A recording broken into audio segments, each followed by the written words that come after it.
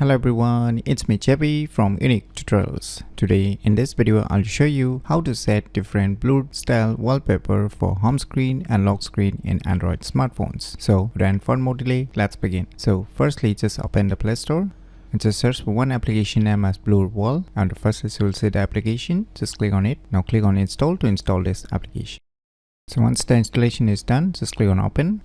On opening, you will see some pre-included wallpapers and how it looks, as you can see side by side. And below you will see here online. Next is a local, that is your internal storage. Just click on allow. Click on allow all. Now it will select the respective wallpaper.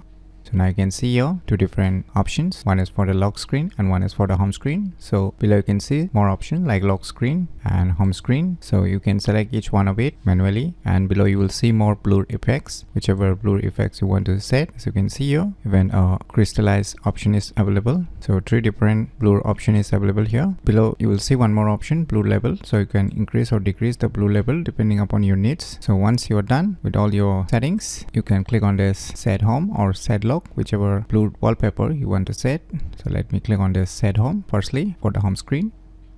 So finally we have set for the home screen. Just minimize it. You can see here for the home screen, and let us try for the lock screen also. Just click on set lock. So finally we have set the blurred wallpaper in the lock screen also. So let us minimize it and let us go to the lock screen.